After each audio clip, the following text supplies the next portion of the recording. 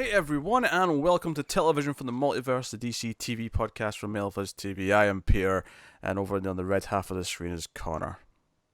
It's very red today. And he's a bit sensitive about being ginger, so just be nice. Oh, no. I was quoting from an episode of this week's shows. Thank you very much. I know, but I want to make it clear. Yes.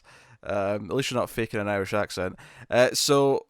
Yes, coming up on this week's show, a couple of them took a week off. Flash and Black Lightning were off for Election Day. So we do have still Titans, Supergirl, Arrow, and Legends of Tomorrow. So we got 4 shows still, which is still fine. Four's a normal amount, but we're fine with 4. The show goes too long with 6. It's crazy. We can lose 2, and still be like, oh no, that's still a full show. Yes. So that's what's coming up. A little bit of news before that as well. But yeah, so things. We're back again. I will say this. I'm enjoying having these shows on consistently again. It's been nice having them to get to every week for the most part. Although at the same time, I also really enjoyed only having 4 this week. That's true, yeah, because we had 6 for a few weeks there. I didn't feel like I was stressing to try and fit them all in. Yeah, I mean that's the ups and the downs of it, but it's nice to have the consistency of it. It's nice to have this. It is. You know. Would it be nice if a couple of them spread out to the summer so that it was a bit more spread? Sure, that'd be great. Yeah, I'd love that. But hey, a bit of news first before we dive into the shows. A lot of Swamp Thing casting news. We got Abigail already last week, I think, but we got a lot of the other major characters. What's funny is that the Comics from the Multiverse monthly show that me and Connor do just for patrons, we do like a trade or a graphic novel or whatever. We did Saga the Swamp Thing book 1. And it's funny because all the characters we're about to talk about being cast were all in that book. So we have some relatively recent experience with them for reference here. So first and foremost, Swamp Thing himself as well as Alec Holland have both been cast. I wonder how much the Alec Holland actor will be around if they're going to do like flashbacks to him as Alec Holland or. Yeah, it depends on what the story's going to be. Do we get like almost Iron Man cam inside the Swamp Thing, but it's like all vines? Oh God, I hope not. I don't want that. I'm joking. I'm not being serious. Of course, not going to do that. No, but now you've said that. Oh no, they can't. They can't. But I mean, you've seen what they did to Starfire, right? Yeah, it's okay. But anyway, so we have Andy Bean. What name? Andy Bean. No relation to Sean that I'm aware of. He's been cast as Alec Holland. He's going to be in It Chapter 2, which is not really useful yet because no one's seen that. But he's going to be Alec Holland. And then, interestingly, Derek Mears is going to play Swamp Thing. He's actually a name that I've come to learn, and you'll know his face because he's plays a lot of roles where he's in suits and he's doing monsters and aliens and things like that. But he was a creative agent of S.H.I.E.L.D. He has had roles where he's not playing characters like that though. He was in the newest season of Twin Peaks. He was the arm wrestler. I know the guy you're on about now. Yeah. You've said that plus the Kree, and I'm like, okay, yeah. I remember the guy. And he played Jason Voorhees in one of the Fridays. I'm sure. Maybe the remake. I can't remember which one it was, but he's been around for a while. He's been doing these various things, and it's cool. Get a big old do for your creatures. Yeah. So he's going to do Swamp Thing. He's kind of probably the big. Given the fact that I recognise both his face and his name now, he's probably the biggest guy right now in the putting on the outfit and doing an alien or whatever guy. So aside from oh god, I'm blanking on his name. He's on Discovery at the minute. Oh, you're thinking of okay for tall ones though. For tall bulky characters, this Derek Mears is your guy. Okay, yeah. For your bigger dudes, but if you're going, he's your lanky. But if you're going for your lanky fish creatures, then yeah. Oh god, what is his name from this Hellboy? Is atrocious. Yeah, I know. Abe Sapien from Hellboy. This is awful. Doug Jones. Yeah. But if you're doing CGI motion capture, you're doing Andy Serkis. These are the names that you've got in the industry. It's all right. It's a reasonable grab. You know, it's like, okay, we know what to expect. He's like, no, he's a veteran at these style of roles. Absolutely, yeah. He can act with just the with body movements. Yeah, he'll have eyes with this at least. whether or not they're his eyes or CG or whatever I used to say. Yeah. Wait and see on that one. But I could see his eyes being real. Depends, because they might be misproportioned. True. Yeah. For the rest of it. True. But yeah, so that's cool. I wonder how much of Swamp Thing will be CG. I almost hope some will be, just to, because any type of like live action Swamp Thing I've seen is always look like shit. And maybe it's just a case of designing a good Swamp Thing, but I wonder if it needs a little bit of extra oomph from CG to make it work. Yeah. I don't want it all to be CG, but maybe just little additions. It's the question of making that feel consistent, though. Yeah. So then next up, Kevin Durand has been cast, or he's not been cast. He's just in talks at the moment. But he is in talks to play the Floronic Man, who is a villain in Swamp Thing, who was in the book we just read. And Connor wasn't as keen on him, but I quite enjoyed the Floronic Man story in that book. So this is an interesting actor. He's not necessarily what I would think of when I think of Floronic Man. I almost what we were just talking about with what's his face. Doug Jones? Doug Jones, yes. I'd expect already. Yes, I'd expect someone more like him or something to play Floronic Man. Or if not like him, something maybe more almost like mad scientist. I'm thinking him or maybe something like Anthony Hopkins when he was younger, even. Yeah, I feel in terms of build, a very normal person. Yeah, sleek to normal. Maybe slightly skinny, but not particularly tall and lanky like you got with Doug Jones. Not particularly bulky or anything like that. Just an average fella. Yes, but Durand, he was on Lost. He played the Blob in X-Men Origins Wolverine, but he was under a bunch of makeup and CG, so people probably wouldn't recognize him for that. He's been a bunch. You probably know his face. I can picture the Blob, obviously. He's not quite what I'd expect, but I'm wondering if just what direction they're going with this. I don't think of this guy as being the really smart, sophisticated mad scientist that the Floronic Man kind of is. Yeah, but I imagine this is going to be a case of 90% of the time he's going to look like a normal dude. I would imagine so, before they turn him into... They'll have the Floronic effect. Yeah. Or a few key scenes over the season, I imagine, and that'll be about it. Yeah, I wonder if that's why they cast him, though. It's because he'll look good in that effect, the suit, or whatever they're doing with it. Yeah. That may have been a decision. Here's a bit of trivia for I didn't know this. The Floronic Man was created by Gardner Fox and Gil Kane in the Atom issue 1 from 1962. Goes all the way back to Silver Age. I feel like I read that somewhere before. It's not something I could have told you, but it sounds just familiar enough. Yeah, it's worth mentioning because we said it was a Swamp Thing villain. I mean, that's true. He became a Swamp Thing villain in Alan Moore's run, but he was around before then. It had nothing to do with Swamp Thing. To be honest, it might have been in the foreword to that book. It may have been, yeah. I learned that fact because I don't know. I always read the forewords and the introductions. I don't know if you do. Something to do, something I don't. Just kind of depends on my mood, where it takes me. But no, that's cool. That's cool. I mean, that's true for so many villains. I mean, even some heroes debut, Wolverine debuted in Incredible Hulk, if I remember correctly. Yeah. I think, especially these days, it's very common to test. We're not going to launch them with their own comic when no one's ever heard of them. Who's buying this, right? It's like, let's introduce them somewhere, get them some exposure. Oh, people like them. Okay, now we can give them their own title.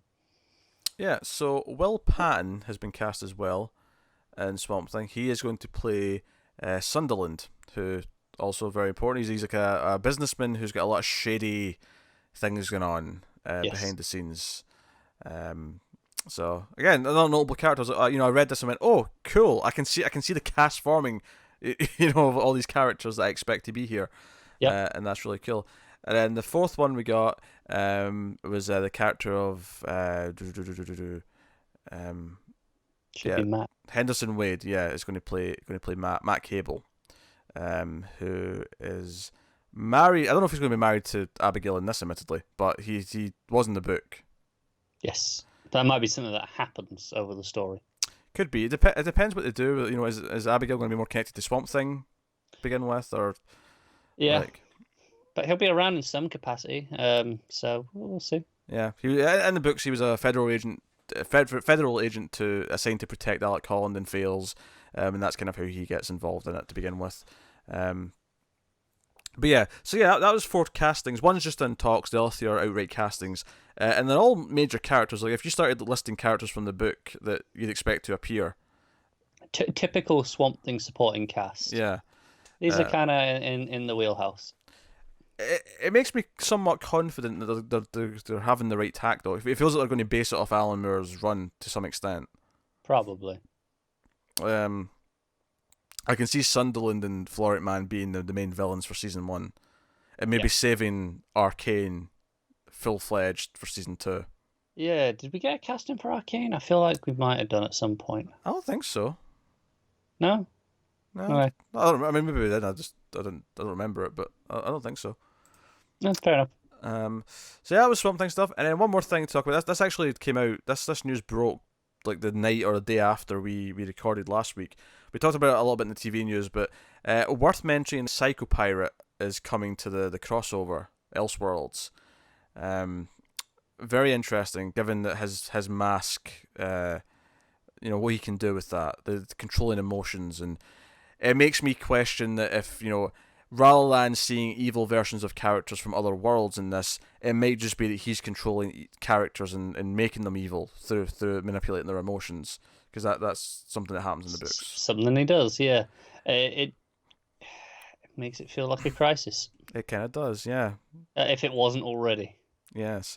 I don't know if it was on this that I said in the past, or it was on the TV news, but kind of just expecting red skies now. And I'm okay with that. I'm expecting red skies, and I'm expecting a certain Flash to maybe take a trip. Yeah. Now, admittedly, he'll be back by like March probably, but still. Them's the rules. Yes. But hey, no, I'm expecting crisis level things now. And Psychopirate's a really cool villain. Actually, I feel like he's not used a great deal, but whenever he is, he's really he's a big deal. Like he really is dangerous to everyone. Yeah. Because no one's safe from him. Like Jimmy Olsen and Superman are equally, vulnerable. Yeah, there's to not him. really okay, this is the set protection. This is what you do. Yeah, everyone is susceptible to what he can do, so he's very dangerous, and he's going to be in Arkham. He's going to be with the patients, so that's cool. But no, yeah, exciting stuff. So yeah, that is all Z news for this week, and we can get cracking into the shows. And we will start, as we've been doing, with Titans. This is season 1, episode 4. It's called Doom Patrol. So full spoilers for each episode as we talk about them, of course. So I'll be blunt and I'll start this off on the right foot. This is the best episode of Titans so far. Absolutely. Mainly because it's an episode of Doom Patrol. Because it's mostly Doom Patrol. And what's amazing to me is the weakest part of the Doom Patrol is the guy who's not staying because he's getting replaced with Timothy Dalton. This is such a typical, if this was just a pilot for Doom Patrol that we weren't seeing, he'd have just been recast, reshot his parts, and that would have presented, standard pilot fare. That they replace an actor here, replace someone there, and just redo those bits. Hey, it's pretty normal. I would not be shocked if they tried to think can we shoot scenes with Dalton in time to replace them in this episode? I bet they tried to, but maybe couldn't schedule it. Yeah, I bet they tried to work it out and they just couldn't because this had to go out by X date. Yeah, it's a shame because he's definitely not the best. He's definitely the worst part of the group, but he's leaving, so it's fine. It's fine. And his weird we're pretty accent. confident in Dalton. Yeah, and his weird accent was really confusing as to where he's supposed to be from. Yeah, I have no idea. I sat down sober today with my girlfriend and was like, right, can you help me? I do you have any idea? And we got nothing. It just he seems to be changing accent mid sentence at points. Yeah, I think I was getting kind of German for the most part, but it wasn't always German. That was the most I got was German. There was German that I was getting at first, and then I was getting when I was listening today, I was getting Scandinavian, like Finland, Sweden, that sort of area. And then you looked him up, and the actor's Mexican. Yeah, but man, I don't. Maybe it's because we're so not used to. I think we're so used to like certain accents trying to do other accents, right? So we know what it sounds like when they slip between them. I wonder if like a Mexican try to do a German accent, this is just what you get. If they can't do it well.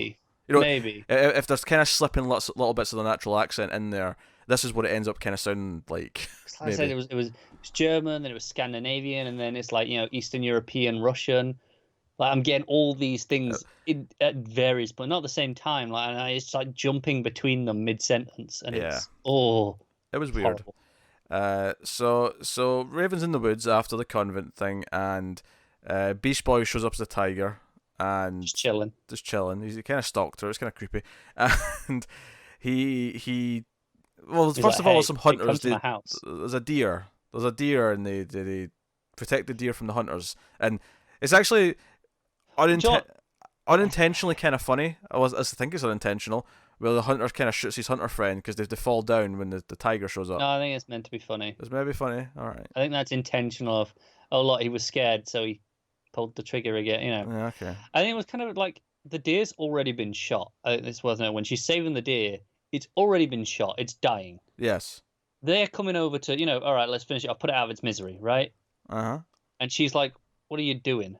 It feels extremely naive, even for a person of her age. It just feels, to me, I agree it's naive. I think my bigger problem with this scene is that I get the purpose of this is to show what she's like, for Beast Boy to see what she's like, and for them to kind of like work together on something, right? It's a bonding moment. Yeah. I feel like my bigger problem with it is not so much that her telling them to not kill it doesn't make sense because it's already dying, and honestly shooting it in its head is probably the best thing for it right now. And also, I want to point out, these aren't like being malicious hunters. There's no indication that they're just out this for sport. They could be here, they could be, right, all right, we're going to shoot this deer, we're going to, take it, eat it, use it. There's no indication that they're doing this for sport, right? There was a line, there was a line when they first show up at the scene where one of them says, if we left the hunting zone, and then the other says, I don't care, and then they both throw their beer cans down as if they don't give a shit. Okay, fair enough. So there's an implication that they're at least morally a little bit iffy. Yeah, okay. But so even though it's already dying, so maybe shooting in the head's probably the best thing for it at this point. So you could say that, and that's fair. But my bigger problem is just how rushed and out of nowhere this feels. That there's just these hunters show up and they have this little incident. It just kind of feels like shoehorned in. Luckily though, after this, he takes her to the mansion, the Calder mansion, and Beast Boy, first of all, has a really great room full of knickknacks. He's got Godzillas, Mecha Godzillas. He's got a Gizmo. Yeah. I'm fairly certain I saw a Spider-Man thing, which is really bizarre. I didn't catch it, but that doesn't mean it wasn't there because there was a lot of shit in that room. It was blink of the eye. I have to go back and check. I think it was like a plushie. It was like a soft toy Spider-Man, okay. I think.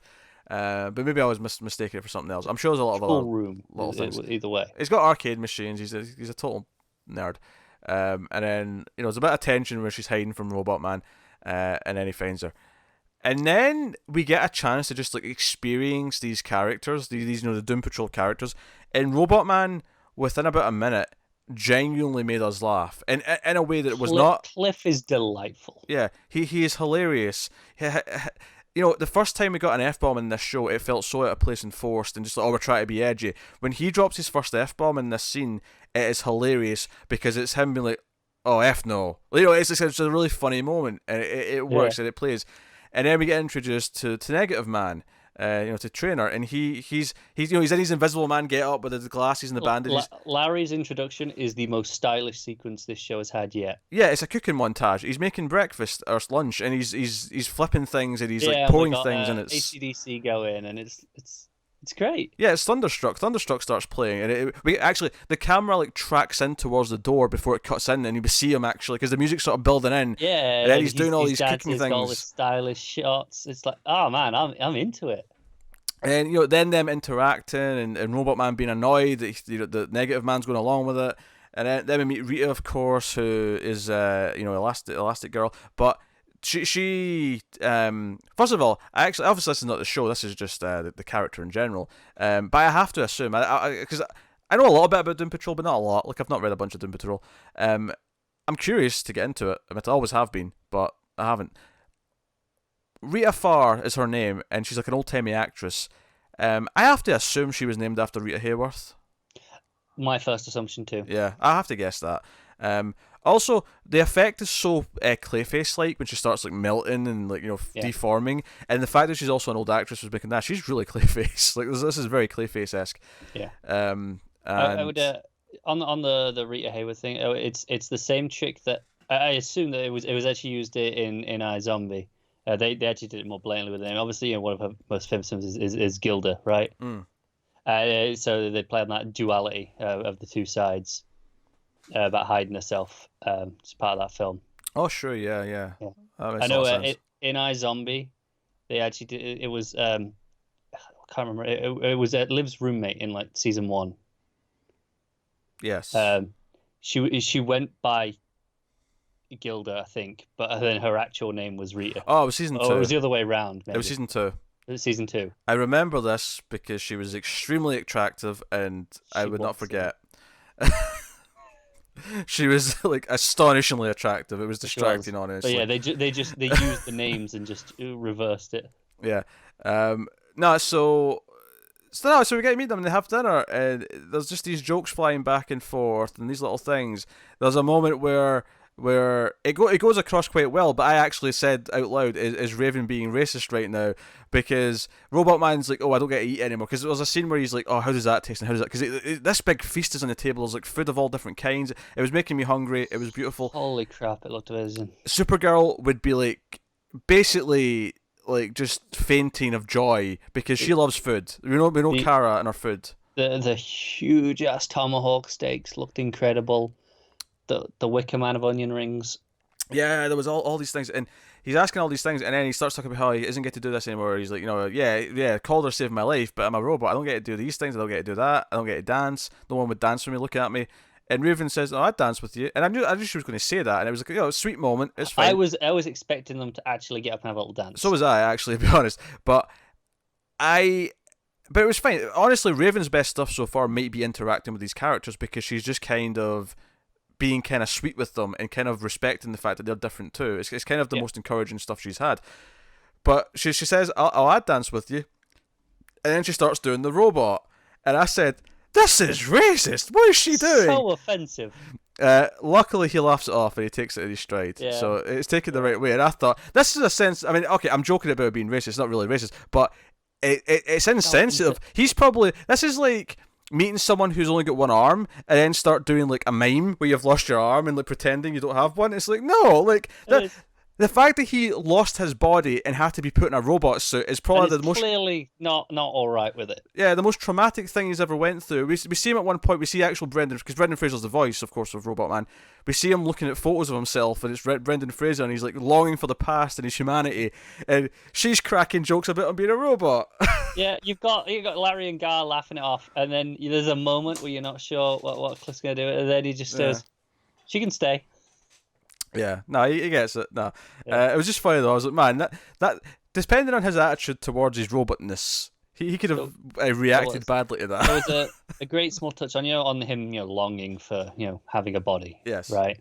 One of the best touches that I like was Calder was giving a speech at one point. He says, "Yeah, but we're all here and we're enjoying dessert," and it cuts across everyone, and then you just get to Robot Man, and it's just his hand on the empty plate. Like he's like, rolling his fingers, being impatient, like obviously irritated that he's not got the dessert and he's not getting that recognition. Yeah. So the three main Doom Patrol characters are great. Obviously, the one we don't like that much is Calder, but he's getting replaced with. Yeah, there's no problem with the character. Sorry, Timothy Dalton. Wrong Bond. Timothy Dalton. There's no problem with the character himself. Just the accent was really distracting, and it was the most uninteresting character anyway because he didn't have that much to do. The others all really dynamic and fun. Yeah, and the whole thing is that he wants to do some experiment on Raven, and she kind of agrees at first, but then is like, you know what? Now, on second thought, this is kind of weird and creepy. I don't want to do this. And Beast Boy tries to stick up for her, but he tranks him. And this is when Dick and Starfire show up. They've been tracking where she's been going and questioning people. Dick, of course, lost his shit, and one of the hunters, they defined one of the hunters from earlier on, and he beats the crap out of him in front of his little daughter. And well, that's what stops him, because Cora's like, "Hey, Dick, yes, Dick." Starfire, the one who stabbed a guy in the knuckles with a fork, is even thinking Dick's a psychopath here. She's like, "Hey, Dick, maybe like a bit far here." She looks a bit terrified. It kind of goes back to that problem we had in like episode 2, where we were saying everyone's acting like Dick's a psychopath, but everyone's violent fight scenes look pretty bad in terms of like how extreme they're being. But all the same, someone's pointing it out, and that's fine. And they show up, and there's a moment where they might fight the Doom Patrol, but they kind of like Raven, because she's defending herself, creates a portal, either for which to go through to Trigon's world, or you suggested maybe Trigon for him to come through.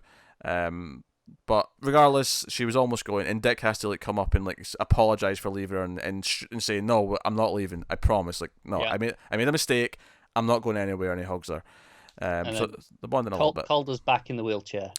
Yes, honestly, the funniest line of this episode, which I don't think was intentionally meant to be funny, is when I think it's Robot Man says, Calder's broken his back again. And that really made me laugh. He's broken, because they mentioned earlier on that he's just learned to walk again after rehabilitating. And the line, he's broke his back again, is just a really funny line to me. It is. So, and it's funny because so they're leaving. And Robot Man or Negative Man says to Beast Boy, "Hey, go with them. You don't really belong here. Go with them and do your adventures." And so Beast Boy's with them now. So there's a team of 4 in the car. And my only thought was, Dick or Corey never even say, "Hey, why is this kid coming with us?" They just sort of accept that he's coming. They never even. Yeah. And I don't necessarily think they should have been like, "No, we don't want to take the green-haired kid." What? But just be like, "Oh, really? Are we going to do this?" And like, are we just a joke about picking up more strays? Yeah, just a joke or something. But there was no acknowledgement. It was just, okay, he's in the cars, whatever. Yeah, it's kind of weird. And like all stupid stylized sport cars, they have to go in through the front seat, so they have to fold down the front to get in. I hate that so much. Yeah, but I mean, that's not. I mean, you say like old sports cars, you get the same problem in little hatchbacks. Yeah, but like they're cheaper typically on average than cars with proper amounts of doors. So I accept that as the cheap version. The idea of someone spending an obscene amount of money on a sports car that doesn't have doors in the back infuriates me. To be honest, I don't know if I'd call this as that much of a sports car. By my definition, it's a sports car. Oh no, it's a gorgeous car. Yeah, and practical. To get back on topic, I wish this episode had been like episode 2 or 3. I feel like if I'd got this earlier, set up this tone, like the fact that this is, and we're only just getting the team together now, like, is after Hawk and Dove got introduced for whatever reason. And now they're kind of just like, yeah, we forgot about them, whatever. I'm sure they're coming up again later, but right now it's just, they don't matter. Yeah, Dove's not dead, so we know. Oh yeah, they'll pop back up. I'm not disputing that. It just it seems weird. I mean, I don't have a problem with that in theory. But my problems with this show mainly stem from just the over violence, the edginess, and that kind of stuff. But we've already spoke about this. Right? I'm trying to find a new problem. Can't be this positive on it. Hey, this has been a relatively positive conversation about an episode of Titans. Yeah, although, do you know what? It says a lot, though, that every time it cut to Dick and Corey, I just kind of went, ugh. Yeah, we'll see. We'll see if it can keep this up. I mean, I'm looking for the Nuclear Family's back next week. I'm looking forward to them. I like them. Yeah, I do like them. I like them. And if nothing else, the one positive outcome of this episode, if nothing else, is that I'm looking forward to Doom Patrol now. Yeah, because there was a point where we were kind of cautious about Doom Patrol. After we saw this Titans trailer, we kind of got skeptical about the entire slate, right? Like, we're going, okay, is this what we're expecting? And now, after this, I'm pretty confident about Doom Patrol. Yeah. And, I mean, if this season gets better as it goes, and this is like, sure, it may go down a bit after with the next one because it's not Doom Patrol again, but if it generally kind of climbs uphill a little bit, You know. Yeah. I might leave the season in a bit more of a positive outlook. Not necessarily like the season overall because it may have enough problems. I'll be honest. I'm at a point where I'm like, I don't even care too much if I don't like it already that much more. Sure. I just need to get through it, and then I can have Doom Patrol. Well, you have Young Justice, and then you have Doom Patrol. But like, I already know I'm looking forward to Young Justice. Obviously, this is now I've actually got a Doom Patrol to look forward to in like what 4 or 5 months. No. I concur, but no. It was a pretty solid episode. I mean, there was some of those Titansy things here or there that was a bit rough, but like Dick beating up a dude. But the Doom Patrol themselves were really good fun and had some sweet moments, had a lot of funny moments, and I really want to see more of those characters. So I'm pumped for Doom Patrol now. So this was smart, making everyone go, watch this, and then now people come back and go, yeah, I'll check out Doom Patrol. Because if they signed up for the service right before episode 1, this will be the last one they see before the subscription would run out. So this would be enough to you can come back for Doom Patrol later if you don't like this one. Yeah. If you're not sticking around for Titans, come back when Doom Patrol starts. All right, that'll take us out to Supergirl then. This is season 4, episode 4. It's called Ahimsa. This one, obviously, Supergirl's in the suit, in her Power Rangers suit. There was no Power Rangers jokes. There was a Daft Punk joke though, which I thought was very apt. I appreciate it. Sure. When he said it, I was like, oh yeah, I guess Daft Punk kind of look like that. But I mean, that's not the first thing I think of. It wasn't the first thing that I thought of, because obviously, Power Rangers. Yeah. But it went Daft Punk. I was like, yeah, I see it. I mean, the first thing you probably think of once there's a point in this where it just straight up does the Iron Man cam, and it's like, okay, so we're doing Iron Man. Yeah. Like to the point where I'd actually give it a pass if it was just the head surrounded by darkness, but they actually had like, the data from the screen in front of her like reflecting on her face, and I'm like, this is just the Iron Man camera. Yeah. This is exactly the Iron Man camera. I can't believe. So here's my thing. So by the end of the episode, she's out of the suit. The atmosphere's fine. They spent money on this suit. Oh, it's coming back up. Who's going to wear it? Someone else is going to wear this suit, not her. Obviously. I don't know what they're going to do with it. I don't know if we're getting some sort of Superwoman plot with this suit with someone else, but this suit is not done. I'm banking on it. Not at all. So I'm saying that right now. So this episode has some really interesting ideas, has some interesting moments that I quite like. I think it's probably the clunkiest so far in terms of the structure and like the flow. Yeah. It's a bit overcrowded. It felt kind of weird, and I know. It was weird how I know she's in the suit, but it was kind of weird how much we were away from Kara. I mean, I guess that this and last episode made the crossover shooting schedule a lot easier, because I imagine they could get ahead on the next couple of episodes much earlier because, Benoist only had like maybe a couple of days work on each episode. One in the last episode because it was only that one scene really. Yeah, and then this one, she's around here or there, but most of it you can stick it to someone else in the suit and just do a few little pickups with her. Yeah, because all of her stuff inside the helmet could be one day, or even half a day. Yeah, half a day. And then she's probably got... the ending stuff, yeah. The ending, yeah. So maybe a day out of the suit. So, I like that. And I like that when the kryptonite's taken out the air, we cut to Russia. Just to remind us, Comrade Kara is there, and they had her sealed in lead until the atmosphere was okay. Smart. Yeah.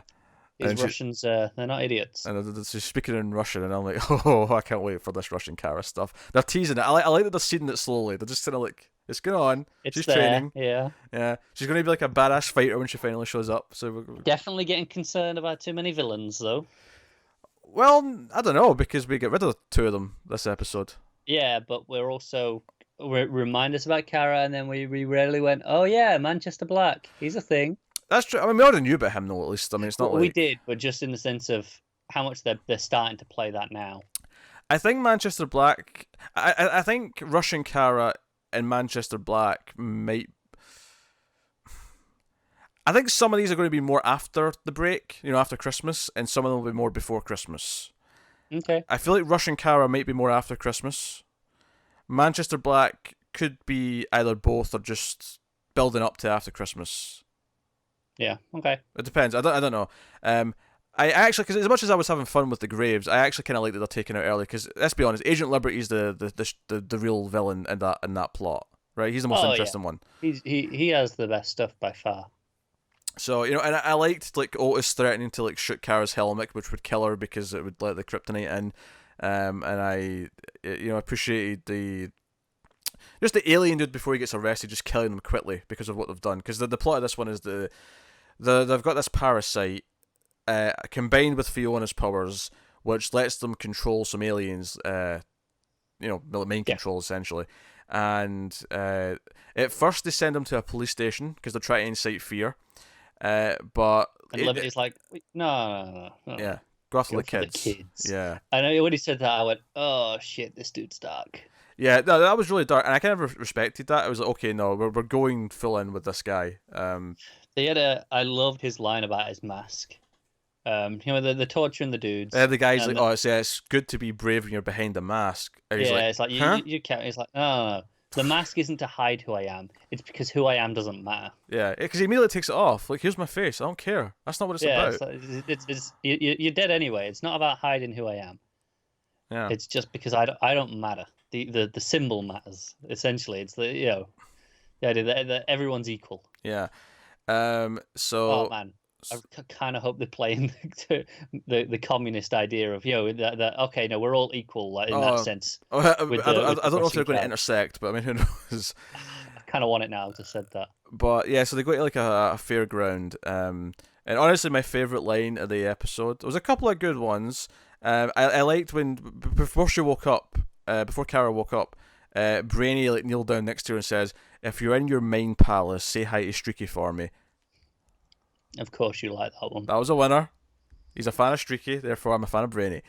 And then another one that was from Brainy is when he's getting upset about Kara, and he's upset because he can't fix the problem, and Lena kind of like is there helping. Which, by the way, again, if Lena's not figuring out that Kara's Supergirl by this point, this is insane. But anyway, he's upset and he's kind of crying. He's like, I'm not a robot. I'm cyber organic. I'm techno organic. That was the phrase. I have feelings.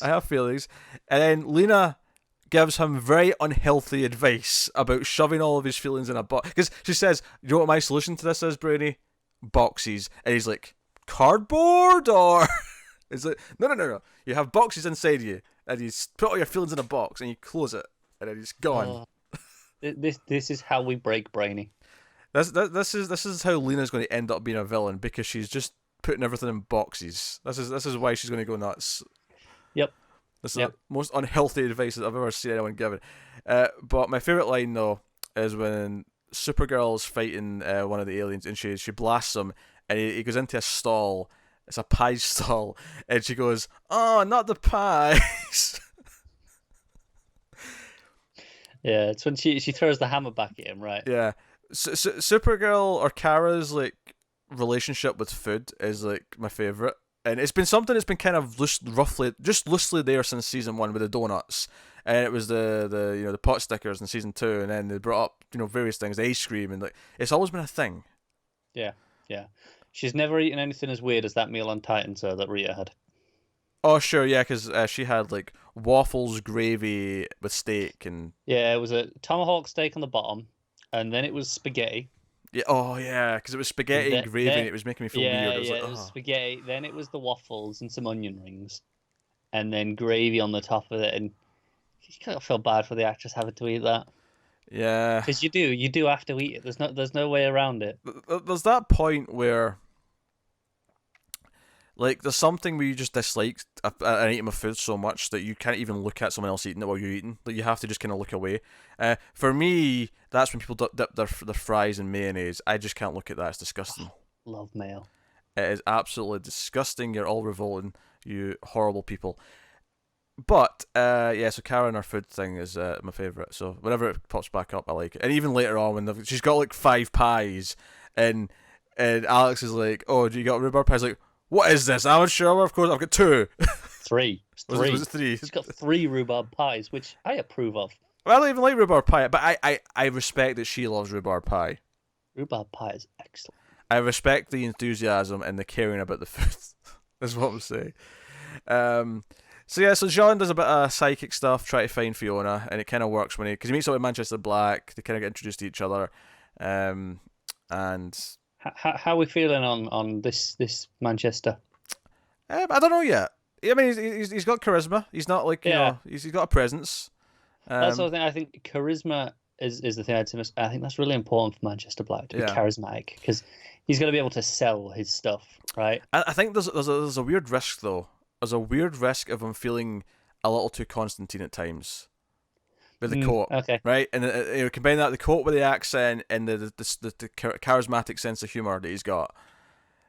I can see it. There's a risk there and that's not a big deal, but you know, and obviously I also think of Spike from the hit television show Buffy the Vampire Slayer, who again English with the long coat. Yeah, it's a thing. It's a thing. But yeah, so they do a bit of psychicness, bond a little bit over Fiona, his past with her, and when they do eventually find her, she does die there, and this is obviously clearly the start of Manchester Black going down his thing. I will say, I did think when John asked him his name, and the camera it tracked in and tilted into a Dutch angle. Manchester Black, mate. Yeah, that was a bit much. Well, it was a bit much. Yeah. Also, I want to meet his parents, because who names their kid Manchester? No. He's picked his own name. All right. Okay. He has to have picked his own name. All right. So why has he already picked his own name then? I mean, that may have been something in the comics, but I don't remember it. No, I don't know. Just some people like, I don't like my name, I'm going to change it. Okay. All right. His real name is Dwight. I was going to go with Steve. He looks like a Steve to me. I just picked something silly nerdy. Yeah. For the humor. So yeah, he's okay. But yeah, this was one of many plots going on. One was Alex, of course, getting pissed at Supergirl for going out there and putting herself in danger, which leads to getting chastised by the president, which leads to the thing at the end where there's a general who's here to supervise the DEO now and supervise Alex, making her feel a bit crummy. I get it. Like, she deserves it. Yeah, I know. Okay, Supergirl coming out saved the day. It was it was ultimately the right thing, but she is working for a federal agency, and the president, your boss went, "No, do not do that." She went, "Let's do it anyway." I'm suspicious of the general though, because you see her like whispering in his ear on the Skype call. Yeah, and it's like, oh, is she kind of calling shots here? Is she like manipulating? Is she influencing? Maybe, but the logic is sound. From the president of. Oh yeah, well, sure. hang on. There's a big thing about aliens right now. Low profile. Let's not make it worse. Yeah, because that's the thing. Jimmy's thing here. I thought it was a bit weird how there's a whole thing where is he going to like put the suit back on and intervene? Right? Is he going to go and try and help? Especially since Kara's not at full power. And it's like, oh, if he does this, he'll get arrested. Yeah, and Nia tries to talk him out of it. It's the whole thing, and he shows up. And I thought it was a bit weird how the only thing we really see him do is trip some people up with his pole that's on his bike. Yeah. That's the only thing. Literally all it is. Yeah, but I like the outcome though. I think it's a little bit cheap that we spent the whole episode going, no, you do this, you can be arrested. They and then at the end of it, it's just like, it's fine, we like you now. Well, no, see, I kind of like the hypocrisy of it, because, and the moral sort of quandary that's brought up here is that he's actually celebrated by the media because he's a human hero. And it's all this Earth First bollocks, and he's not an alien; he's a proper human hero. Giving the aliens what for. Praise him. I think that's an interesting little twist. It's probably the most interesting little twist on Jimmy's story that we've had in a while. I will say I didn't take that as the mainstream media putting that out. That felt like the alt-right media. Oh sure, yeah. I don't necessarily think I don't think the Daily Planet's running this. No. But I think it's worth noting. It's very much okay. This is your Breitbart stuff. Oh sure, right? They're putting out these headlines. Yeah, but what I'm saying is though, he's become a poster boy for the I don't want to say the alt-right in the context of the show, but you know what I mean. Like he's become a poster boy for the Earth First movement, right? Yeah. And that's obviously not what he wants. That's not his intention. It's not. And I wonder if the reason why he's not being chased, by the police here or anything is because you think they're just like, they're on that side. There's enough people in power who are actually agreeing with Earth First that they're letting them. So for me, that was an interesting plot point rather than like a betrayal of what everyone was saying up until that point. Fair enough. The actual build up to it was kind of whatever. It was just kind of like a couple of conversations that wasn't that exciting one way or the other. It was fine. Yeah. But the outcome and his like shock and horror of how he's being now used as propaganda, basically, was kind of an interesting twist to what's going on. Which and I appreciate that as well because it ties back into the main themes of what the main story is right now, as opposed to feeling separate. Yeah, makes a change for Jimmy, doesn't it? It does actually. It's usually so separate from the main plot. So no, I like that. Like I say, the episode's a bit clunky. There's a lot of things going on. It feels so, like we got Mercy and Otis, and then we got Liberty. We've got Kara, and her stuff. We've got Alex's dilemma with the president and orders. We've got Jean's with Manchester Black, yeah. And his personal crisis of faith in himself. Yeah, there's like 6 plots going on, and really, I would have moved Jimmy's thing to another, unless instead of having these dilemma of like jumping in here, push it to whatever the plot of the next 1 or 2 episodes is, and do it there. Because you can do it anywhere. Yeah. Or he jumps in, and I guess the thing is they needed to have him fight an alien. Yeah. But I'm sure we'll get an evil alien at some point that they've still got to stop because sure, yeah, that's how things go, right? So. Yeah, so overstuffed, but I like the outcome of Jimmy. I like the teasing of a few different things, and some fun moments. But it was definitely like an overall weaker episode. Like, I left feeling kind of like, okay, I didn't like have as much fun with this start to finish like I have done with a couple of the past ones. No, and especially coming off last week's hyper-focused episode. Yeah. This felt so scattershot. It almost felt like they had to like... There's 2 of these plots should have been in last week's episode, like because Jimmy's one could have been last week, where Supergirl's not even up and walking, sitting as a hero. So that's why he's like, okay, should I be doing this? But obviously we spent it all with Liberty. I almost wish that Kara was in a coma for a whole episode. Not necessarily this one. Maybe push like last week's to this week, and then have an episode last week where she's just knocked out the whole time, and do Alex feeling the pressure of everything. Not the whole thing, but a lot of that there. Do Jimmy? I'm a little disappointed that the whole I have to stay in this suit only lasted 1 episode. The idea of her going, oh wait, okay, I have to come up with stories. Okay, I can't go into work for 3 weeks. I've got to. This is going to take time. Nah, don't worry. No, it's fine. Just a day. Yeah. I would have appreciated some consequence to it because it really didn't feel like there was much in the end. Yeah, because I like what they did. I like them bringing back the dispersal device. Yeah, back. I like everything they did. I just feel like they undermined it by just. No, not only do I agree it's kind of undermined it. I think I was actually surprised. Like, as much as I didn't think it was going to last for that long, I thought it'd be 2 or 3. At least an episode. Yeah, too. Yeah. I didn't think it was going to just be gone by the end of the next episode, which is why I'm thinking that suit has to be back with someone else eventually. Yeah, it has to have a purpose. Because it looks pretty good for CW stars, so they spent money on this. So oh yeah, I expect it to be back. I don't know if Lena's going to be in it at some point. I could see that. No, it's all I know is this is not a one-time use suit. No, it's not. It looks too good for that. So. I'm expecting someone to. I did laugh though at the end when she takes off the helmet and hair comes all flapping out. I'm like, you do look like a Power Ranger right now. You look like a Power Ranger taking off her helmet. Yeah, that's what it looks like. But yeah, so I don't think it's a bad episode. I think there's a lot of good things in there mixed in, but it's just kind of a clunky. It's a well-intentioned episode. Yeah, and it does set up some good things, and a lot of characters have good moments. Like, in fact, I'd say almost everyone has at least one good beat for their plot. Yeah, I think it's too overstuffed. It needed another few passes through the script and cutting it down and tightening up. Yeah, move a plot or 2 to another episode. It's really my thing. Which will be really frustrating. Say if next week we have like one plot feels like it's drawn out because they could have just maybe had some of this week put into it. Yeah, I really hope that's not the case because that'll be feel more frustrating. At least if next week is the right pacing, or at least I can go, well, there was nowhere for it to go. But still frustrating. Because at that point you would say, well, the stuffiness of this one is almost a sacrifice of having last week's episode where no one get any time because it was the focus. And at that point I'll kind of accept it. I'll accept, oh, you know what, that was worth it. Last week's was good enough to be worth that. Yeah, but I mean, if it feels like no, they could have just pushed things back, then it'd be like, oh well, why not just do that? But hey, so that is Supergirl, which does take us on, unfortunately, to Arrow, which I didn't get up because I didn't realize we were doing that. No, which I remember some of. You remember some of. I remember a little bit of.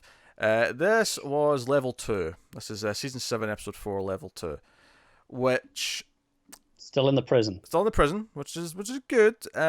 Interestingly, this one it's not as clunky as necessarily as Supergirl. Although obviously Supergirl I think is a better show, so I mean I enjoyed that more. That's what I was saying, yeah. Yeah, but I did notice something in this one where because he's still in the prison, they can't always necessarily give him as much screen time because you can't necessarily always do a big plot like that. So his one small plot in this is that there's this psychiatrist trying to kind of break him down, and we'll talk about that in a minute. But I think because of that, because he's in the prison, it's made this show more of an equal ensemble than him being the lead character. Yeah, which is good and bad, depending on how you look at it. Yeah, because I felt like everyone was kind of like there was a little bit less Diggle and Terrific in this one, but typically Diggle and Terrific, maybe with Lila, depending, will have a plot. And Dinah and Renee seem to be intersecting a lot. They'll have a plot. Felicity in this episode's with Laurel. They'll have a plot. And so obviously these will intersect here or there because things kind of combine, but it feels like they all kind of equally have plots going on, and then you'll have the flash forwards and whatever as well. Yeah. But it feels a lot more equal as opposed to he's the main character and everyone's got like the B plots, which is frustrating because I mean the show's called Arrow, right? She probably should be the main character. Alternatively, I appreciate that they're committing to the prison and going no. And they've realized that we can't just have him every episode. We got to do stuff with the others, so it feels more natural in that sense. Yeah, I can't believe I'm about to compliment it and stick up for it, but I would argue that if this was season 1, 2, 3, you'd have a very valid point about this is called Arrow, Green Arrow, whatever. He should be the focus. Season 7, when we've built up a large supporting cast over the years who the audience arguably care enough about. At this point, you could also say, Green Arrow, kind of like Batman's a mantle. And we do have another Green Arrow running about. So we do, the effects are felt in some capacity. I cannot argue with that. So, yeah. So that side of it doesn't bother me. So I'll give them credit for sticking to it. The biggest credit is still no hints of getting out of the prison. Yeah. Like, at all. No, not even a peep. I'm expecting it for the crossovers, but that gives them 8 episodes, I think. 7 or 8. I think they've got 8 before the crossover. Yeah. Which is not bad. That's a third of the season. That is a hell of a lot more than we expected. Because we thought 2 episodes tops, right? Yeah, that's the usual rule of these things. I think I said 3 because I think 3 was Barry. I expected all of 3s. Well, yeah, I would have given you that, but that was in the middle of the season plot. Whereas, whenever it's over the end of the season, it's usually 1 or 2 episodes. So, where to begin? Yeah, so Oliver's in level 2. He's got like this really blank, clinical room. He's chained up, and there's this psychiatrist who comes to speak to him, who immediately is fishy because, well, not immediately. Like at first he's kind of fine, and you speculated that maybe he's the demon. Like the twist here is going to be that it's actually the psychiatrist, not an inmate. It's someone else. Yeah.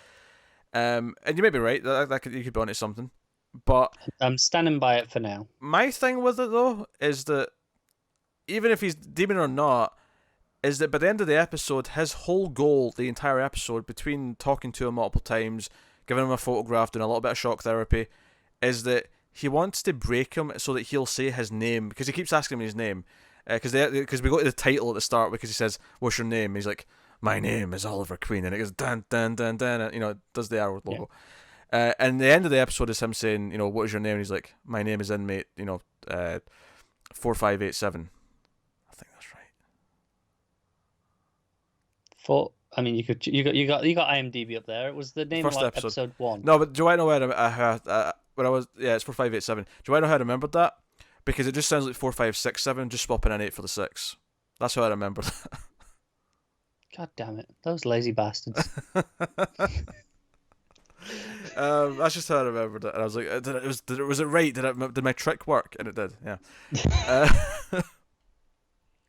Oh, mnemonic devices are great.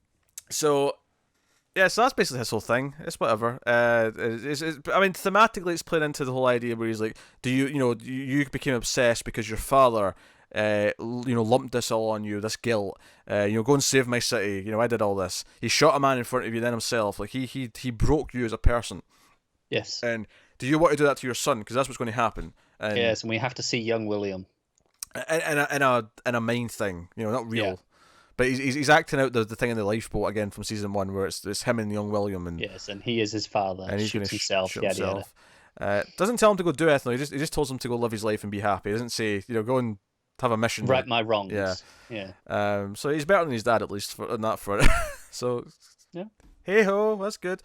Progress. I mean, it was okay, I guess.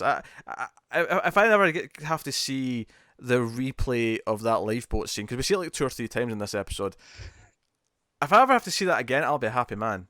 It's an easy way when they're like, oh, we need another 40 seconds on an episode. What can we do? Just throw in the lifeboat. That'll do.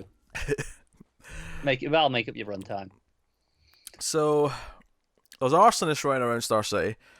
The authorities think it's this new Green Arrow because he showed up afterwards, but obviously we're thinking, he just showed up to stop them. But then we don't really know. Renee's on his side. Dinah's not.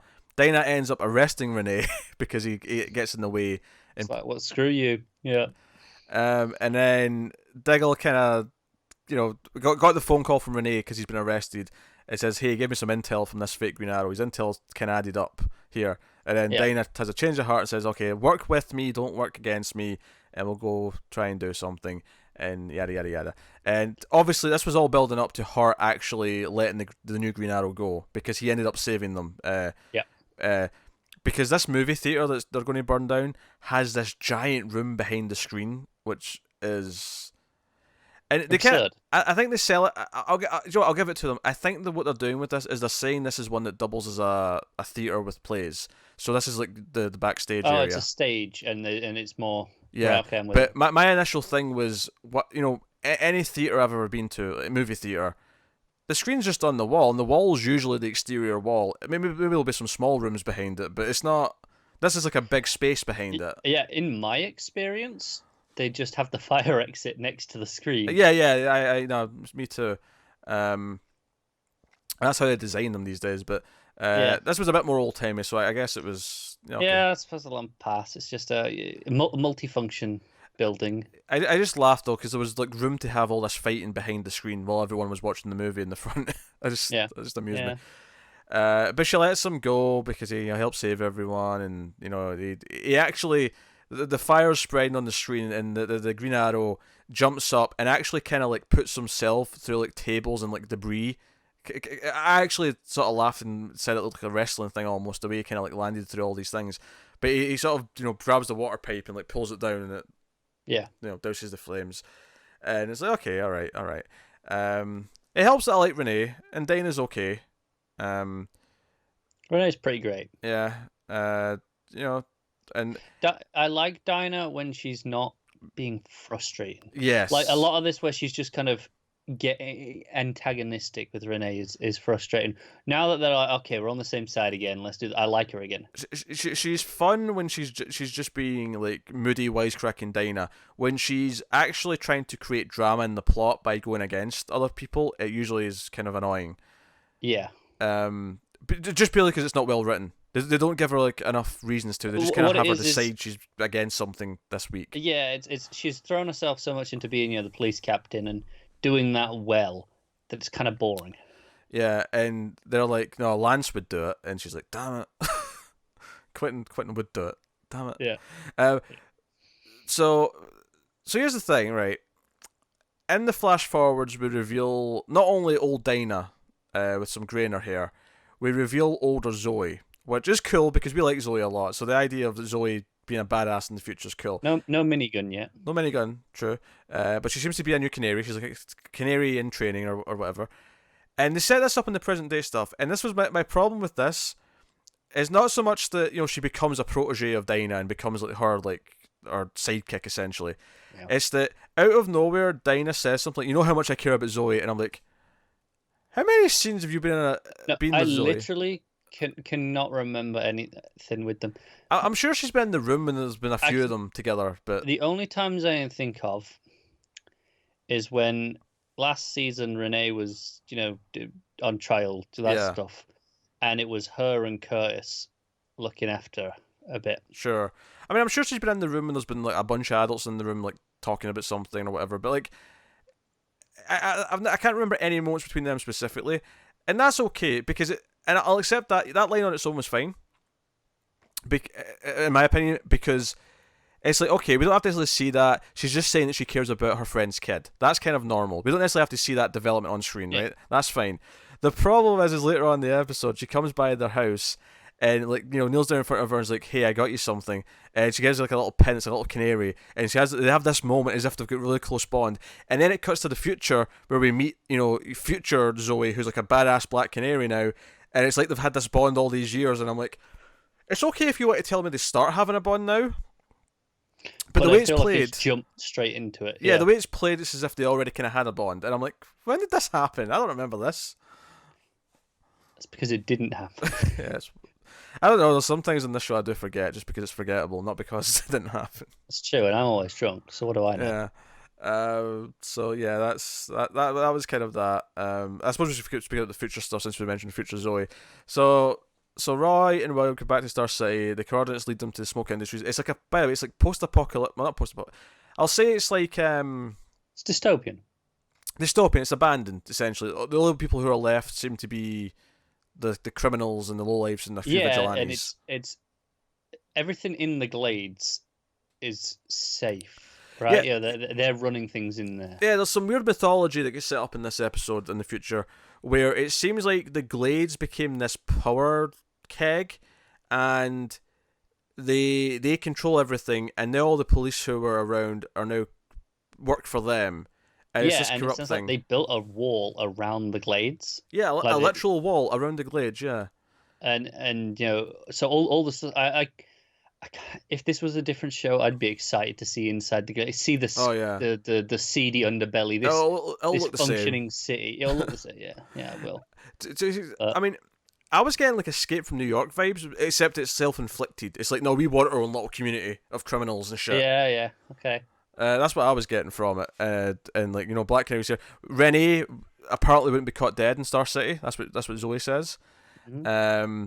We find out Felicity's dead, which I'm okay with that. No body, I'm not believing it, but no, it's one of those because the coordinates are changing right on the thing. Yeah. Now they're back, and Felicity must be doing that. So it's like clearly she's leading them to be like, oh no, I'm secretly alive. It's cool, probably, which is not cool. But yeah. Again, it's so weird that, like, you know, because this is like 10 years in the future. If this goes to like season 17, they're going to be screwed because they're going to have to explain why things have changed. And this is the CW, so it could. It could, very well could. It's frustrating because this is the sort of thing where on a show that I was into, I'd be so into this stuff or this crazy mythology. Joe, it's funny. We could actually get to the point where the actress playing young Zoe will be this age, and it'll be like, oh shit, she looks different than those flash forwards did 10 years ago. Oh well. Yeah, well, I mean, they recast Sarah from season 1 of Arrow, so they were like, well, yeah, we actually need someone now, so we'll get someone better. This is true. So that's the big sort of moment at the end. Felicity has Silencer. Renee kind of gets away from that plot for the most part, and she goes to evil Laurel, or ex-evil Laurel, who's doing very well in the law career by the looks of it. So, yeah, apparently it's easy enough that anyone can just read a few books and jump in. I mean, that's the impression I'm getting here. But then Felicity's like, hey, I'm coming to you because you're a bit, you know, closer to the edge, and we've got Silencer kidnapped. Come and help me interrogate her. And she's like, you've got the Silencer. Yeah. Bullshit. And they kind of play her. It's not working. They do a bit of torturing. And then it's like, oh, she escaped. And it's like, nah, that was intentional. With a really heinously overused close-up on, was it a screwdriver? I don't know what it was. Yeah, something. It was like, the escape tool. They leave like a screwdriver or something on the floor intentionally so she can escape. And it's a horribly overdone close-up. It's like, hey, look, this is here. I'm like, yeah. I get it. So it's whatever. So they've put a tracking device on her. She'll run off and lead them to Diaz. That's the hope, right? Fine, whatever. That's where we end that plot. Here's the thing I want to talk about this plot, though. For some reason, and I can't fathom why. So Laurel has a nose ring, right? Not when she's at work as a lawyer, but when she's being Black Canary, or even in this case, just doing things that's not at the office. She's got a nose ring. We noticed this a couple episodes ago, and it's whatever. She wears a nose ring. Big deal. For some reason, in only this episode, not in the last time we saw it, in this episode, they had like a blur effect on it. It's almost as if someone at the network said, "You know what? No, we don't condone nose rings. You have to like blur it out." And it was really distracting because it wasn't sharp. Like, her face is in focus. Just out of focus around her nose, yeah. But the nose ring was out of focus. It was kind of blurry. You just get this almost like a reflection, like a blurred reflection under her nose. It almost, at a glance, sometimes it looked like the middle of her nose, like her septum. Septum, thank you. That's what I was looking for. It almost looked like that was swollen sometimes, just because it was this blurry roundness to it. Yeah, you're right. It did. It's weird because obviously in the wide shots they weren't bothering, and you could still just see it. But anytime they had a close up on her face, it was just this weird blur. Gonna be interesting to look out for that next week. It was, well, I mean, imagine if they complained about it and they had to do that, they'll just stop her wearing it after. Once they got to the point of that. But I mean, it must have been a relatively recent complaint if they didn't have it for last week. Sure, yeah. So maybe we'll get to like episode 7 or 8 before they can stop wearing it. Yeah. But no, and I can't imagine why. Like, why is a nose ring seen as this? Unless maybe like could it have like done something to her nose that was unflattering, maybe, and they're just kind of hiding it until it. I don't know. I don't think so, because I feel like she was wearing a nose ring last season as well. She probably was. I don't know. I have a vague idea in my we're head. just assuming someone said no. You have to blur that out because that's the only thing. Figure out any other reason why. It's weird. I don't get it. I don't understand it. Yeah, but it's there. Not a lot of Diggle and Curtis, although when they go to the hospital to visit Zoe, Curtis does bring a certain gift. Does indeed, and Arrow's finest moment. Bebo. Our Lord and Savior. Bebo. And we actually didn't mention in Supergirl, Bebo also got referenced for the first time in that show. Yeah. Where Otis like knocks a Bebo plushie. And this is not the usual toy. This is like a little plushie thing. Yeah. He knocks it out of this kid's hand and then steps on it because he's a dick. It's like, screw your Bebo. And he's like, oh, you hurt my Bebo. And I'm pretty sure that's blasphemy. Stepping on a religious idol like that. I don't know. I'm just saying. You might want to be a bit more careful. It's get some complaints. I don't know if you can class it as religion when we know for sure he exists.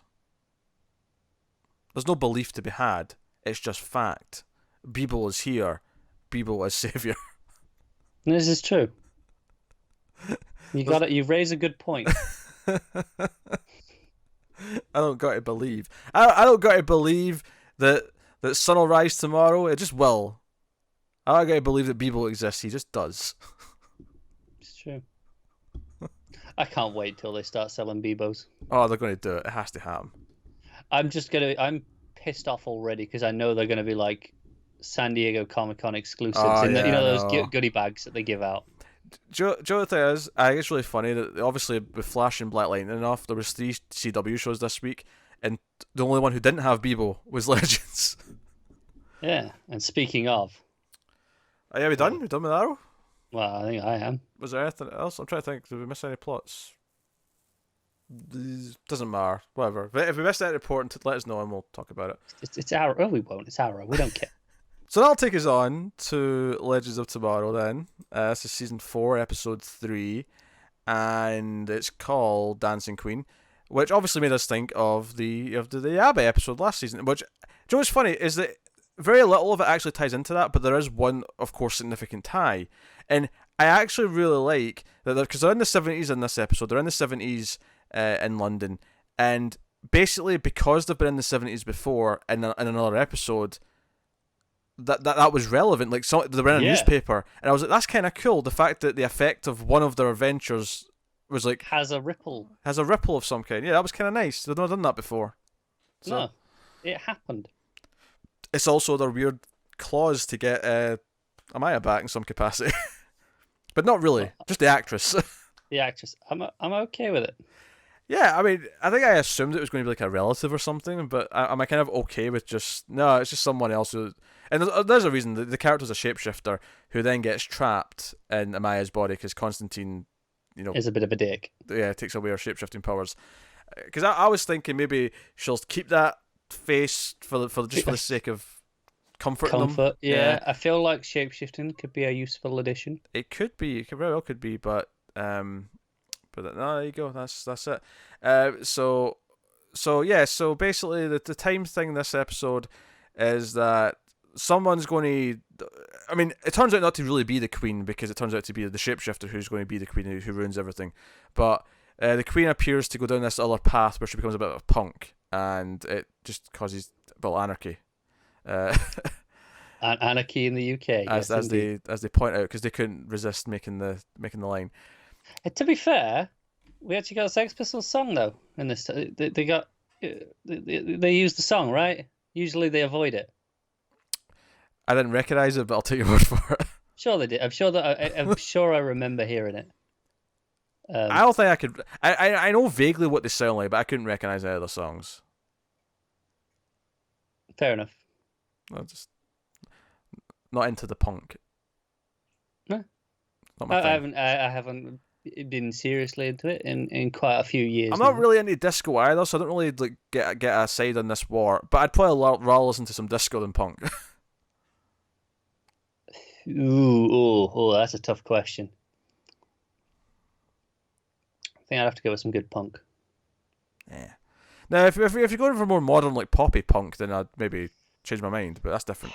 Pop punk's a bit, but post punk is excellent. What is that? I don't understand the difference here. What? Maybe I like that more. I don't know. I don't necessarily love any of them. Admittedly, I'm more of a. I'll send you some examples. All right. Music genres are stupid. There's too many categories of subcategories. There is. Yeah. It's like, you like metal. Oh yeah, but okay, that covers a wide range. What sort of metal do you like? Is it thrash? Is it new metal? Is it heavy metal? Is it black metal? Death metal? Is it speed metal? Speed metal? Is it alternative rock metal? Is it like all these symphonic different metal, Icelandic metal, folk metal, pirate metal? Pirate metal. It's a thing. Hip hop metal, I'm sure, is a thing. Probably. Yeah. It's kind of new metal though in some ways. Kind of, yeah, but it depends. I hate this distinguishing them. It's just I like what I like. I don't care what it's called. So, but they go back and they don't let Ray get involved because he's a bit of a square, because they think, oh, we're all kind of rebels and punky. Unfortunately, though, that ends up causing a big brawl. The band who they're searching for, this punk band, sneak out and end up with Ray. So Ray ends up being the man on the inside, even though he's the one who's not. So he says his name is Rage, because he goes, my name is Rage. Like, oh, Rage, yeah. And there's that fantastic line about the Irish guy being a bit sensitive about being a ginger, which made me laugh. So and the assumption that he's a leprechaun. Yes, Constantine thinks he's a leprechaun. So Ray, and I've heard this before. If you spill like rice or grain or something like that in front of a leprechaun, they insist on counting. They can't help but not have to count every single one. It's a compulsion, yeah. And so he spills rice, and as much as these people don't necessarily believe in leprechauns, it's enough of a mythological thing that people know about that the guy's like, are you doing the leprechaun test on me? It's like, are you really pulling this shit because I'm ginger? I know what I'm doing with Connor next time I see him. I was just going to say, don't even think about it. I'll get a nice big bag, one of those big, bags of rice. I'm not counting them. Just dump them in front of him. I will collectively count it as one bag's worth. Oh dear. So that's all funny, and it all kind of plays into the idea that they think they have to kill what turns out to be the lead singer, Charlie. She's a shapeshifter, as we said, and they think they have to kill her. But Ray's like, you know what? Nah, she's not actually evil. She's not actually trying to do anything bad. She goes down this path, but we can rehabilitate her. Yeah. And she keeps talking about how she was locked up and she didn't really do anything wrong, but people were just scared of her because she was magical, so they locked her up. And do you know what I liked about this is obviously, Mick's one of the guys who's like, no, let's just kill a bitch. Like that's an attitude. But after everything goes through and they've got her locked up, he actually says something to I think it's to Ray. It is, yeah. Where he's like, you know what? Today I was almost the cop. And I hate cops. Yeah, he essentially thanks him for making sure he didn't become that for a second. They didn't just assume this person was worth killing, Yeah. Based on the assumption that they're a criminal. And obviously Constantine, she basically, she's shapeshifting. She shapeshifts as Ray, and she blasts a bunch of them. She steals his suit until he takes his suit off because he can voice activate it, and she turns into various people who are in the room, and then turns into Amaya. But she turns into her in her disco outfit because the only time she's seen Amaya, of course, is in the newspaper photo where she's in the ABBA song. Yeah. Hence why she's looking like that in this episode. So it's an excuse for the actress to use her English accent because that's her. I don't know if this accent's exactly her accent, but she has an English accent. She is English, but this was a very played up posh thing, right? Sure, yeah. I don't know if that's her natural accent. She is pretty posh from what I've heard of her. Okay, I don't think I've ever actually heard her just speak. I think I've heard her at the end of like trailers for episodes or whatever. Like, yeah, they sometimes have the actors like stand and go, "Hey, subscribe to this channel." I'm pretty sure she's been one of those, and her accent's been pretty posh. But so it's an excuse for that. I'm assuming we're going to call her Charlie still, though, because it's Charlie. Yeah, I think we have to. Yeah, I did laugh though that Zari is one of my low key favorite like funny characters. And it's very low key because it's just these little moments where she knows about Ray's whole thing where he let Nora go. Because I was excited to see Nora this episode because she was in the previously on, but then she wasn't. It was just relevant. Yeah. But there's a scene where they're all talking about how he's not a punk and they know everything about him, and he's like, you know what? There's one thing you don't know about me. I'm the one who let Nora Dark escape. Ha ha ha. And Mix, and Zari, it cuts to Zari's face, and she's just kind of like, it's just kind of smirking because she already knew that. And then Mick goes, "She's not going to sleep with you." And it cuts back to Zari's face, and she's like, that's what I thought. Yeah, it was the same earlier on when they were all saying how they're punks, and Ray's like, "Well, I'm not," and Zara's like, "Oh, come on. You've rebelled before. Yeah, you've definitely done something." Just that one thing. Punch on the shoulder. Yeah. That was that, and then she has like a sort of sweet moment with Constantine, which turns into a comedy bit. Speaking of accents, is this where you're going to? Because this is the thing. I have to give them credit. Other than this scene, which you're going to complain about the authenticity, at least when they're in London, I don't necessarily think everyone sounded like they were from London, but all the English characters for the most part sounded pretty authentic. Yeah, I didn't feel like anyone was putting on a hideous accent. No, and there was a joke that the Irish guy wasn't really Irish, and he sort of like changed a bit. I thought it may sound a bit mush street, and it was more posh than that. But it was funny. It was a funny line, because I thought his Irish accent was a little bit iffy. It was, but intentionally so. Yeah, so that's okay. Now I think the actress here sounded authentically her accent. I don't think she was putting on an accent. She's just not from Liverpool. No. And nor's he. Nor's he. He's not even English. He's Welsh. You know what? I know this. Obviously, this is the same version from the Constantine show, and it was established. Yes, he's from Liverpool because Constantine's from Liverpool. But Matt Ryan is clearly not from Liverpool. He's not even really sounding English a lot of the time, to be honest. He's not even trying, and that's fine. Just don't tell me he's from Liverpool. Yeah. Just forget it. You didn't have to tell us again. I can hear his Welsh. Do you know what's annoying? He actually made me laugh really hard in one of the early scenes in the ship this episode. And I can't remember what the line was now. I can't help you there. It makes me laugh a lot. So it doesn't make me laugh that much, which is why it stood out to me, because he really made me laugh. Something he said to someone early on. That's going to bug me now. But and this turns into a funny scene because we find out it's his mum. Obviously, Zari drops her foot in it by saying, "Oh, you got to drop her panties and do this." And he's like, "It's my mum." He's like, "Oh, damn it!" Probably shouldn't have said that, should I? And then she says something else. He's like, "Nah, she died when she gave birth to me." He's like, "Oh, 2 for 2." She's like, "Shit, I'm bad at this." And then he's here to kick his dad in the nuts, which would wipe him out. So we get a new time rule in this episode, which I don't believe this has ever come up before. Not in this show. No, he goes to kick his dad in the nuts, and it kind of like cuts. He almost disappears from existence for a second, and then just like sort of gets knocked back. I love how Zari knows about this to the point where she tries to warn him already. Yeah. It's an interesting little effect where it kind of just like sort of zaps him back onto the floor. And it's the ball kicking paradox. It's got a name. That's what she calls it, the ball kicking paradox. You can't kick your own foul in the balls because then you wouldn't exist, and therefore you wouldn't come back to kick him in the balls. So the timeline won't let you do it. For it. Yeah, so it's an amusing enough thing. and she gives him the photo she took of him and his mom, and it's kind of sweet, and he's like, we don't do mushy, but thanks, kind of thing. Zari's great. Yeah, Zari's great. Zari, she was introduced last season, and she was kind of like just okay. She's here for the plot reasons. She seems fine, but she very quickly became very likable because of her attitude and the humor and just the way she reacts to things. Yeah. So she's just cynical enough that I love her. Yeah. So Nate stayed at the Time Bureau. And this episode even told Sarah, and she's like, "Oh, you're stealing my people, Ava. What are you doing?" And she's like, "Okay, you stay here. Go pencil pushing." And he's here. He's getting frustrated because he is just doing paperwork, and like Gary's all excited about it. And then he's like, "Oh, there's a thing that's happened." Taco Mondays. Yeah. Oh, Taco Mondays. Oh God. It's like, oh, there's a blip. Hey Gary, how about instead of calling this in and going through the channels, we just take care of it ourselves? Hey Gary, we could be Time Bros. And Gary's like, Time Bros? Yeah, let's do it. They end up. Admittedly, the CG on the.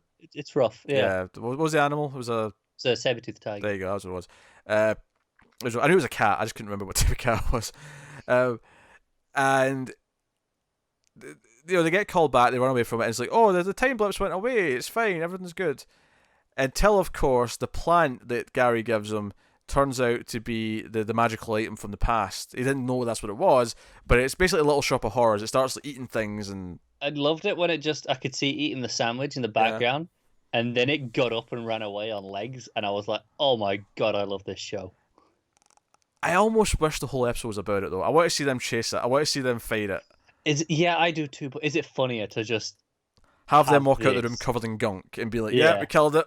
It's fine. I can see how this is funny. Yeah. Because it is funny. It got me good. And Ava's like, what the hell, guys? But I don't want to know. Of course, Gary, put your nipple away. Yeah, the highlight was that his shirt stripped. He's like, hey, go and get another shirt. I can see where your nipple used to be. Yeah. Oh, that's such a great running joke. So here's the thing. So Nick, I say Nick, that's his actor's name, Nate. It's so close to Nate. I just I can slip between them. But Nate, by the end of the episode, has basically decided that he's ready to go back to the Wave Rider. He's like, you know what? I thought this was right for me, but no, I want to be out there. I want to be adventuring. Because the reason why I didn't want to go back to the ship is because every time I went into another room, I was like, oh, Amaya's going to be here. And you know what? I'm over it. Amaya's not in the ship anymore. I'm ready to come back. And she was like, you know what? I think you'd do good here for a little while. I half expected, because she smirks a little, because obviously she knows. I half expected to be like, yeah, you are over it. Come on. And to go back and just watch his reaction. So if this is the reason for this, is if we're going to build up to him seeing the shapeshifter looking like Amaya, I'm like, okay, I can see the potential in this. Yeah, that's good. Also Ava being all business, and Sarah trying to like get in for a kiss. Like, no, what are we talking about? Work boundaries, Sarah. Yeah. She's like just leading her off, and so it's funny. I don't think the actual main plot of this one I enjoyed as much as I think the unicorn plot is the winner so far this season. It is. This is very reminiscent of last season where we picked up Zari in that. Okay, this is the episode to get the new member, the plot one that we have to do so that we can move forward with the new crew member, right? Yeah. And there's a lot of fun stuff surrounding everything, but the actual main plot itself is just fine. Yeah, I think this is better than that episode last season where we picked up Zari, which was a fine episode, but this was still much funnier consistently, right? There was still enough going on. Oh, sure, yeah. Then you actually had stuff like, Ray had his moments of going on. The team as a whole with their the lack of their moral compass, and Nate's got his stuff. There's actually a lot of character stuff going on in this episode. There is. And it was a fun time. It was a fun time, as Legends usually is. This won't be high ranking, I don't think. Not that we'd rank episodes at the end of a season, but if we did, this wouldn't be high, I don't think, when we get to the end. But no, I think it's probably above last week's. Okay, yeah. Not as good as the first one, but I am liking Charlie so far. Obviously, we haven't got a huge sense for yet, but I'm looking forward. It's such a weird thing because I thought the actress playing her was actually pretty good, and then I did too. Yeah. And then it's like, oh, we're losing her, but we're losing her for someone we know who's good. So it's like, and you've got the obvious drama in that. Yeah. Which will which I can't believe says, I trust this show to play that correctly. What I like about it is that she's just being this obnoxious like punk immediately. Like, you know, she's in the cell at the end. She's kicking. Like, Give me a someone pint. get me a pint. Yeah. So she's going to be full on different character, and they're just kind of going to go nuts with it, which is fun. That's great. It is fun, and it's fun for the actress as well, right? She gets to go, let's do something different. So now looking forward to see what they do with this. Maybe we finally get Nora back next episode. And I'm rooting for Ray. She will sleep with him. I'm calling it. Yeah, it's happening. Yeah. I'm rooting for him and his stupid tattoo. The corgi. The tattoo. We didn't even talk about the corgi stealing scene. We didn't. That was fantastic. Ray, just go sit on the bench. Just wait. As Sarah's taking out the bodyguards. You know it's Sarah immediately. Yeah. It's like, okay. And I loved it because they have that moment before she leaves where they're like, okay, do you want to do this or this? But they code it. It's like, do you want to do the wet work or the QA or something like that? Quarterback. Yeah, there you go. Yeah. QB. It was just the letters though, which is why I didn't. Like, QB. Quarterback. Do you want to call the shots? Yeah. So I almost want to see like, you know, that I never watched a lot of Malcolm in the Middle, but it was a really famous episode where it was like, is mum going to take him to the bowling or is it the dad going to take him to the bowling? And it showed you both versions throughout the episode and how they ended differently. I almost wanted this to do that and go split screen and show us how Mick would have taken out the bodyguards with lots and lots of fire. Yeah, I'm like, would Sarah really want him to go do that part? like, you know, and actually burn people? Mick has restraint now. Sometimes. But yeah, quarterbacking turned out to just be sit down, stay there, wait, go and ask for a dog. Wait, now go ask for it nicely. Yeah. Oh dear. All right. I hope this corgi tattoo is brought up from time to time. I hope this.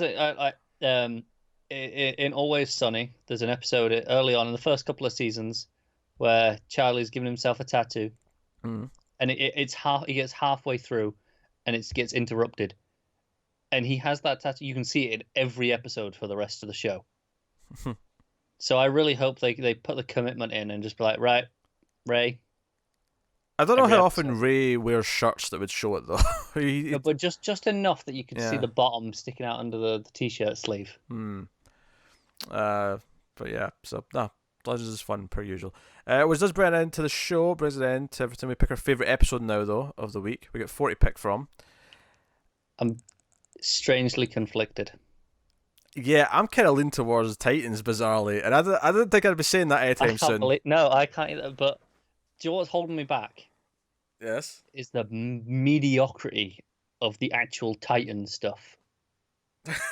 Like whenever we cut to Dick and Corey, I'm like, whereas Legends was so consistent, but all the Doom Patrol stuff was, I don't know if it's definitely better than Legends, but it was such a good surprise. I guess you can say it's kind of like how Time's Person of the Year, right? It doesn't necessarily always have to be a good person. It's not necessarily the point. The point is the impact. It's like they made Trump Person of the Year. Everyone's like, really? It's like, no, it's not. It doesn't mean he's good. They're not approving him. They're saying that he had the biggest effect in the world this year. That's what they're saying. Undeniably. Yes. And in terms of interesting talking points, Titans did have the most interesting things to say. So. Are we giving it to Titans? I'm going with Titans. Can I amend it and say I'm giving it to Doom Patrol? No. Preemptively. No. This is episode 0 of Doom Patrol. No, this is Titans. I don't want Titans to have the honor. Yeah, if they've not made a porn parody called Titans yet, then they're not doing the job right. I mean, sure. I got nothing. I even throw the word teen in front of it as well. If you there's a market for it. I'm sure there is. Yes. Anyway, Titans is the victor somehow, some way. Not flawless, not by any means, but we are in a strange universe. This is what happens when Bebo appears in 2 other shows that aren't Legends. The world starts folding in itself, and it's like, what's happening? Just you wait till we get Bebo in Titans. Actually, you know what? I was waiting. I thought I was going to start the show like this, and I forgot to. I was going to say when we introduced the show, I was going to go, hey everyone, welcome. This is the Television from the Multiverse. This is a Beboverse podcast. Was how I was going to introduce it, and I forgot. All we need is Bebo to show up in one of the other, the DC Universe shows, and that's it. They're all connected. Yes. Bebo connects them all. I really hope we get it. Jeff Johns, he's got to be a Bebo fan, right? We need to start a campaign. Bebo for Titans. Yeah, we're probably too late to get in time. Bebo for Swamp Thing. Bebo for Swamp Thing. What a weird one to put it in, but yeah, Bebo for Swamp Thing. Yeah. Oh, we need Voltron, Bebo, and Swamp Thing to team up like side by side. That's that. Hell yeah. That's what we do. They take on, Arcane or whatever. Pick a villain. I want it. Something that can be big. I don't know. Anyway, that has been DC TV Multiverse thing that we do every week. Television for the Multiverse is what it's called. It's late, guys. It does. It does have a title. So thank you very much for watching. If you want to let us know what you thought of the shows, do so in the comments. Get us on the Twitters at DC Comics Podcast or at @mailed_fuzz, depending on your preference. Because that DC Comics Podcast is specifically for comics from the multiverse, but we can kind of double it up and say that's also for this one as well. So either one works. Well, I mean, I imagine if there is anything interesting DC TV news-wise, it is relevant to comics. It maybe gets mentioned on that Twitter. Yeah. I retweeted. It wasn't anything we talked about. It was a Watchmen thing, which is technically DC, but when we do that in the future, it won't be on this show. It'll be its own review. Oh yeah, that'll be separate. But they cast an old Ozymandias. Yeah, they did. By the name of Jeremy Irons, which is interesting. But anyway, so yeah, also go over to patreon.com/mailedfuzztv if you want to support the show and everything else we do. You get some things early, you get to vote for some stuff, you get to do various things, you get some bonus shows here or there. Go and have a look and see what's on offer. We're always trying to add more to it, always try to spruce it up with more tempting things, and more reason to give thanks to people. But I guess we're open to suggestions. Everybody keeps telling us to do Gotham. Gotham will be Patreon exclusive. That'll be a reward. Well, one day when we have when we make this much on Patreon, that'll be a goal. When we get that, we hit that goal. All right, maybe we'll start looking at Gotham. Hey! If it wasn't for the fact that we had such a busy schedule with everything else we do, I'd seriously say, a couple of the old shows, that can be like a Patreon thing every week. Just here's an episode of that. Yeah. But we have far too much to do. We can't commit to that every week. But yeah, you never know. Suggest things by all means. I'm all for suggesting things. But yeah, so that's been episode 52. 52? Was this 52? This is 52. So hang on. Titans had the honor of 52. If you don't understand why that's important, if you just watch the TV shows, 52 is a very important number in DC Comics. You'll notice that on Arrow, Flash, and Supergirl, whenever there's a news channel on it, tends to be News 52 or whatever, because 52 is an important number. Even 52 multiverses, or not multiverses, 52 universes, or Earths in the multiverse. It's the magic number for DC. It's the magic number for DC. So. Which, speaking of just funny references, in Legends, they got in their Dare to Defy. Oh, they did. That was funny. It was. That was funny. If there's ever a show I'm gonna let get away with it, it's that one. Yeah. It's Ray that says it. He says, "I dare to defy." Yes. CW just getting their brand mark embedded at the core level of their content. Do you know what? I don't even think that was CW. I think that was the writers who did that as a joke. Oh, it probably was. Yeah. I don't think that was mandated at all. I think that was them having a joke. It's not in any of their other shows. So no, it's just the writers being meta as shit. Although we say that next week, Supergirl is like, "I dare to defy." When the villain's like, I'm going. Yeah. See, if you do it like that, no, that is unacceptable product placement almost. I don't know. If Brainy says it, I'm on board. Sure. But if actually, that reminded me of a joke in Supergirl that I wanted to mention that I really liked. He explains for like 10 minutes how he's tracking where the villains might be. He's like, "Oh, we're going to look into these satellites and we're going to trace this and we're going to do that." And Alex goes, "Well, have you found them?" And there's like a pause. "Oh, of course, yes, they're here." Like, if you got to say that, that's made me laugh. Yeah. Good week. So we're back next week with a full slate, I believe, again. So as far as I know. Sometimes we don't realise before we get to the week that one's taking a week off. So if one's taking a week off, it's taking a week off. But certainly enough to do a show next week. So yes, if one's taking a week off, there's a good chance you'll know before we do. Probably. That is us. So thank you very much once again for watching or listening. We always appreciate it. Keep watching superhero silly cape TV shows, and always remember that sometimes we screw things up for the better.